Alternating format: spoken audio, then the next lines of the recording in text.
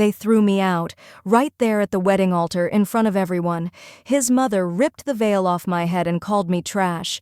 Christmas Eve, and I had nothing. Then a little boy touched my frozen hand and whispered, "Can you be my mom?" If you believe miracles happen when we need them most, subscribe right now. Share this with someone who needs hope today. Because what happened next? Nobody saw it coming. Let me tell you my story. My name is Tamara, and I need to take you back to the worst night of my life. Christmas Eve, 2 years ago. The night I thought would be my fairy tale ending turned into a nightmare I'll never forget. I was 27 years old, working double shifts as a nursing aide at Mercy General Hospital. My hands were always tired, my feet always aching, but I had a dream. I was going to marry Byron Grant, the man who promised me that love could conquer anything, the man who swore his family would eventually accept me. I should have known better. Byron came from money, real money, the kind of family that owned things, controlled things, looked down on people like me. His mother, Helen Grant, made it clear from day one that I wasn't good enough for her son. But Byron kept promising me it would be okay. He kept saying she'd come around. He kept telling me that our love mattered more than her approval.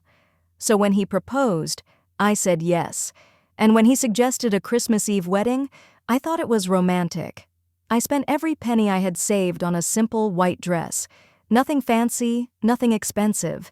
Just something that made me feel beautiful, something that made me feel worthy of standing next to him. The church was decorated with red poinsettias and white lights, everything draped in Christmas magic. Pine garlands wrapped around every pew. A small tree stood in the corner, twinkling softly. It should have been perfect. It should have been the happiest day of my life. I stood in that tiny room at the back of the church, adjusting my veil in the mirror. My hands were shaking, not from excitement, but from fear. I could hear the whispers even through the closed door. Byron's family and friends, talking about me, wondering what he saw in me, questioning why he'd throw his life away on someone so beneath him. But I took a deep breath, held my head high, and walked down that aisle. No father to give me away, no mother to fix my dress. I grew up in foster care, bouncing from home to home, never really belonging anywhere. This was supposed to be my chance to finally have a family, my chance to finally matter to someone. Byron stood at the altar looking handsome in his black tuxedo. He smiled at me, but something was wrong. His smile didn't reach his eyes. He looked nervous. No, not nervous. Scared. The pastor began the ceremony. I could barely hear his words over the pounding of my heart. We were seconds away from the vows when I heard heels clicking on the church floor, sharp, angry clicks that echoed through the silence. Helen Grant stormed down the aisle like a woman possessed. She was wearing a cream-colored suit, pearls around her neck, and fury in her eyes. The entire church went silent. Even the pastor stopped speaking. "This wedding will not happen," she announced, her voice cutting through the Christmas music playing softly in the background. I froze. Byron froze. Everyone froze. Before I could process what was happening, Helen reached up and ripped the veil from my head. The pins pulled at my hair, and I felt tears spring to my eyes from the pain. But that physical pain was nothing compared to what came next. "You gold-digging trash!" she hissed, her face inches from mine. "You think I'll let you trap my son? You think you can worm your way into this family with your poverty and your desperation?" I looked at Byron, waiting for him to defend me, waiting for him to tell his mother to stop, waiting for him to prove that he loved me. He said nothing. He just stood there, looking at the floor, his hands trembling at his sides. Helen opened her purse and pulled out a stack of cash. She threw it at my feet, bills scattering across the church floor like confetti. "Take this and disappear. That's all you wanted anyway, isn't it? Money?" The church was dead silent, except for the sound of people pulling out their phones, recording my humiliation. I could see the camera lights, the smirks, the satisfied looks on the faces of people who had always thought I didn't belong. I looked at the money on the floor. Then I looked at Byron one last time. "Say something," I whispered. please." He finally looked up at me and I saw the truth in his eyes. He was relieved that his mother had done what he didn't have the courage to do himself. I didn't pick up the money. I didn't scream or cry or make a scene. I simply turned around and walked back down that aisle, still in my wedding dress, my torn veil clutched in my hand. I walked past the gasps, past the whispers, past the cameras. I walked out of that church and into the cold December night. The streets were busy with last-minute Christmas shoppers, families laughing, couples holding hands, children pointing at window displays. Everyone had somewhere to be. Everyone belonged somewhere, except me. I walked for what felt like hours, still in that wedding dress. People stared. Some pointed. A group of teenagers laughed and took pictures. I didn't care anymore. I had nothing left to care with. Eventually, I found myself at a park near the downtown Christmas market. There was a bench facing an ice skating rink where families were gliding across the ice, their laughter carried on the winter wind. I sat down on that cold bench and finally let myself cry. I cried for the girl who thought she could be loved. I cried for the woman who believed in promises. I cried for every moment I'd convinced myself I was good enough when the world kept telling me I wasn't. Maybe Helen was right. Maybe I was trash. Maybe I'd been foolish to think someone like Byron could actually love someone like me. The cold seeped through my thin dress, but I didn't move. Where would I go? My tiny apartment felt too empty. I had no family to call. Byron had slowly isolated me from the few friends I'd had, convincing me that we only needed each other. I was completely alone. On Christmas Eve, in a wedding dress, with nowhere to go and no one to care. That's when I felt it, a small, warm hand touching mine. I looked down and saw a little boy standing next to the bench. He couldn't have been more than 6 years old, with big brown eyes and a coat that was way too big for him. He was staring at me with concern that seemed too deep for someone so young. I quickly wiped my tears, trying to pull myself together. "Hey, baby. Are you lost?" He shook his head slowly, still holding my hand. "Are you sad because you're alone?" he asked, his voice barely above a whisper. "Me too." My heart broke all over again, but this time for him. "Where's your mama, sweetheart?" His eyes filled with tears. "She's in heaven. Daddy says she's an angel now." Before I could respond, he climbed up onto the bench next to me and looked into my eyes with an intensity that took my breath away. "Can you be my mom?" I felt like I'd been struck by lightning.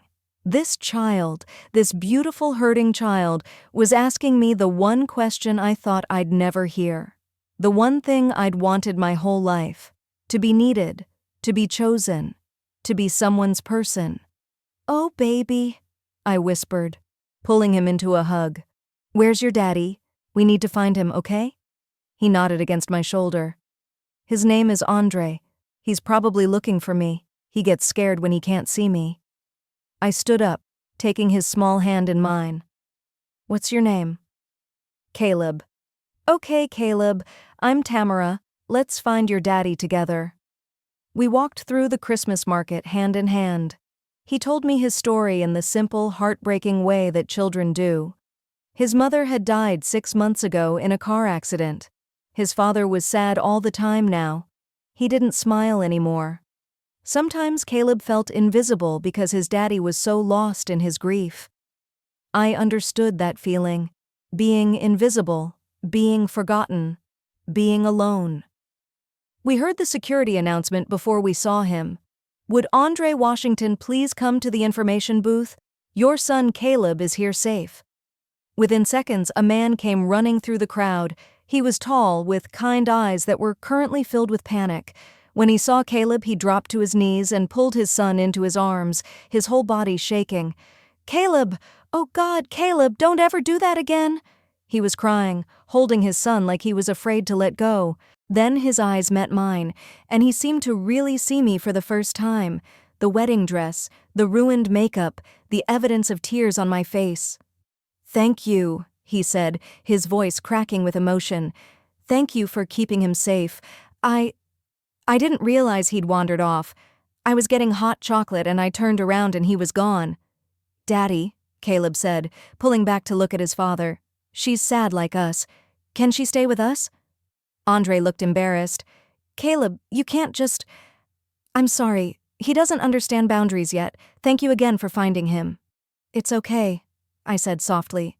He saved me tonight. More than he knows. Almost laughed. Here was this man who'd just had the scare of his life, asking if I needed help. I'm fine. I'm just...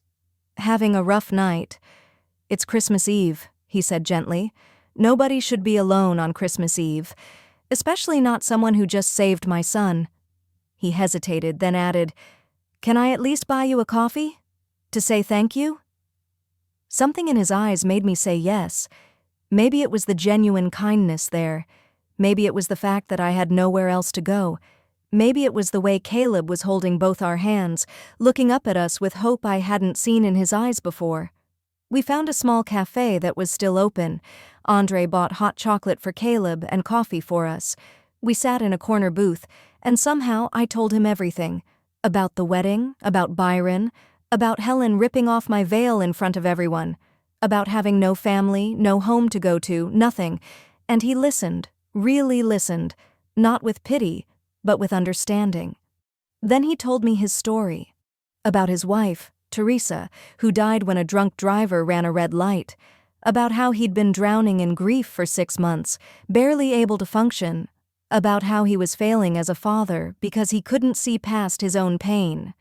I look at Caleb, he said, his voice breaking, and I see her. And it hurts so much that sometimes I can't breathe. And I know he needs me, but I don't know how to be there for him when I'm barely here myself. Caleb had fallen asleep against my shoulder. I ran my fingers through his hair and said, You're here now. You came running when you thought he was lost. That matters. Andre looked at me with something like wonder. You just had the worst day of your life, and you're comforting me.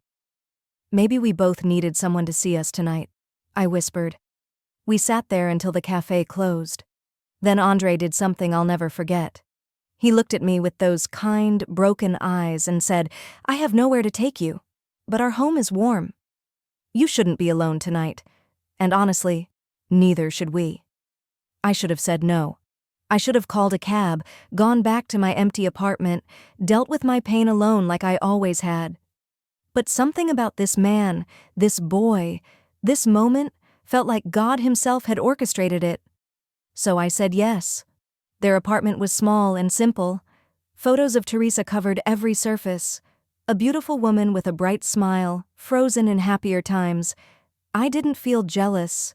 I felt sad that the world had lost someone who was clearly so loved. I helped make breakfast while Andre and Caleb slept in. Nothing fancy. Just eggs and toast and coffee.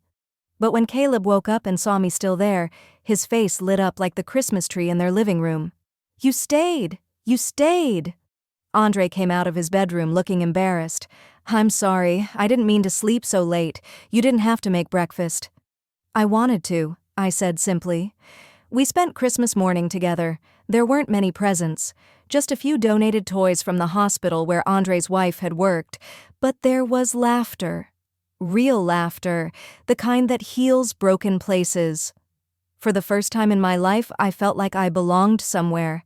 Not because someone was obligated to accept me, not because I was trying to fit into a world that didn't want me, but because 2 broken people and 1 hurting child had found each other in the darkness and decided to hold on. That was 2 years ago. Andre and I took things slow. I kept my apartment for months, visiting them regularly, helping with Caleb, cooking dinner, just being there.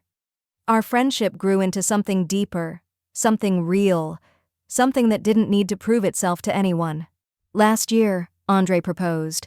Nothing like Byron's flashy restaurant proposal, just the 3 of us in their living room, Caleb holding the ring box, both of them asking me together if I'd be their family. I said yes. Our wedding was small, just a few close friends, a simple ceremony at City Hall. Caleb stood between us as Andre and I exchanged vows, real vows, honest vows. Vows that weren't about money or status or impressing anyone. When the judge pronounced us married, Caleb threw his arms around both of us and shouted, "Now she's really my mom." And you know what? I never heard from Byron again. I never got an apology from Helen. I never got closure from the people who humiliated me. But I got something better. I got a family who chose me. I got a husband who sees me.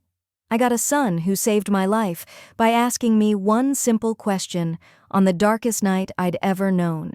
That little boy's hand touching mine in that moment changed everything. Helen Grant thought she broke me that Christmas Eve, but she set me free. Free to find a love that was real. Free to discover that my worth wasn't determined by people who couldn't see it. Free to understand that sometimes our biggest rejections lead to our greatest blessings. I still work at Mercy General. Andre still designs buildings. Caleb is 8 now, thriving in school, calling me mom without hesitation. We're not rich. We don't have a mansion or fancy cars or any of the things I thought I wanted when I was with Byron. But we have each other. We have Sunday morning pancakes and movie nights on the couch and laughter that fills our home. We have love that doesn't need to prove itself to anyone. And every Christmas Eve, the three of us go back to that same park, that same bench where everything changed. We sit there together, holding hands, remembering the night that God turned my rejection into redemption. Sometimes Caleb asks me if I'm sad about what happened at that wedding. I always tell him the truth. I'm not sad. I'm grateful. Because if Byron had married me that night, I would have missed out on everything that mattered. I would have missed out on being Caleb's mom. I would have missed out on a love that's real and honest and true. I would have missed out on the family I was always meant to have. If this story touched your heart, smash that like button right now. Subscribe and hit the notification bell because I share real stories of hope every week. Comment below and tell me, have you ever been rejected only to find something better? Share this video with someone who needs to hear this message today. Remember this: when one door slams shut, God opens a window. Your miracle might be one small hand reaching for yours. Sometimes the worst thing that happens to you is actually the best thing that could have ever happened. You just can't see it yet. Never give up. Your story isn't over. Your family is out there waiting. Your purpose is bigger than your pain. I'll see you in the next story. Merry Christmas and God bless you.